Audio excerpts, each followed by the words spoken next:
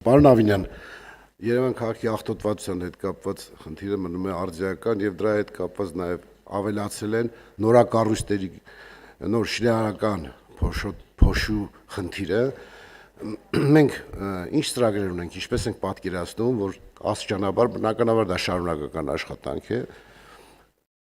Առաջիկա 3 տարում, 5 տարում ինչպես ենք պատկերացնում, որ այդ խնդիրը կարգավորենք հնարավորինս այնինչ հնարավոր է։ Շնորհակալություն։ Շնորհակալ եմ, պարոն Բագրատյան։ Էականում վերջին տարիների ընթացքում նախ ուզում եմ սկզբից սկսել, թե առհասարակ այս խոսակցությունը ինչից է սկսել։ Երևանի քաղաքապետարանը բոլոր վարչական շրջաններում պարտադրել է բոլոր կառուցապատողներին տեղադրել օդի որակի չափիչ սարքեր։ Եվ այս պայդրությամբ Երևանի քաղաքապետարանի GIS հարթակում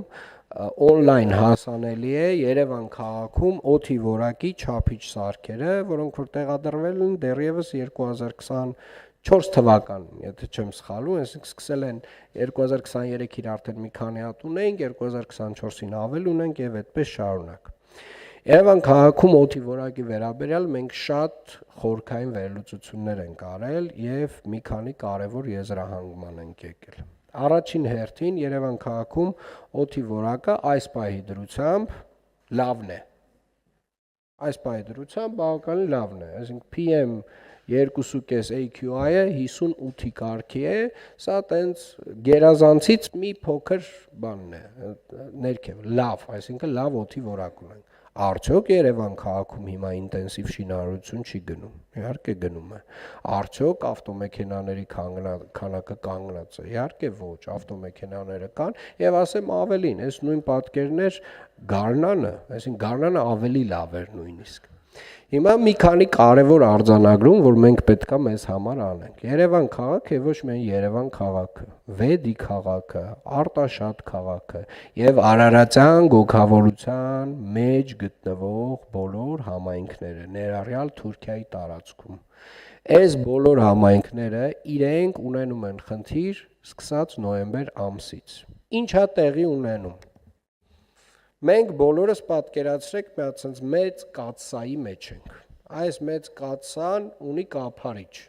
որը որ մթնոլորտային շերտն է։ Այս մթնոլորտային շերտը հիմա մոտավորապես 1200 մետր բարձրության վրա է։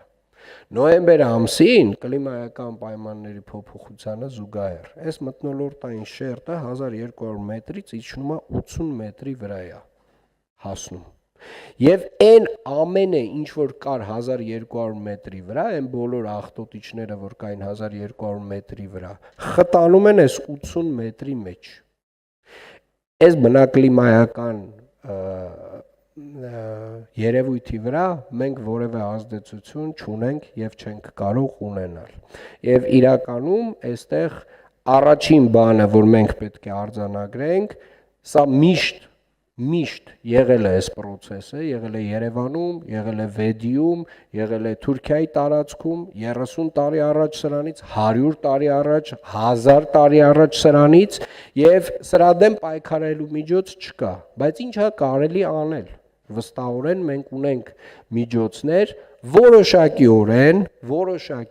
մեղմելու այս իրավիճակը եւ առաջին մեր թիրախը լինելու են կրկին ավտոմեքենաները, որոնց արտանետումները ահռելի ծավալի հենց այդ օրերին, երբ որ այս շերտը իջնում է, այդ օրերին արտանետումները իրանք ոնց որ կրկնակի եռակի ավելի վատ ազդեցություն են, այսինքն ինչքան շատ բան արտանետվեց այդ օրը, այդ օրերին պահպանվելու է երկար։ Ինչքան դու նվազեցրիր, այդքան որոշակիորեն կկարողանաս մեղմել իրավիճակը։ Մեր հիմնական խնդիրը իհարկե լինելու է խցանումների հարցի լուծման զուգահեռ լուծել նաև ավտոմեքենաների աղտոտման խնդիրը, այսինքն մեկը մյուսով լուծել։ Սրանք ուղիղ փոխկապակցված հարցեր են, բայց եթե մեզ թվում է, որ այս լուծումներից հետո նոյեմբեր ամսին մենք իրավիճակը էականորեն բարելավելու ենք, սա նույնպես իրականությանը չի համապատասխանում, որովհետև մենք պետք է ընդհանրապես մեր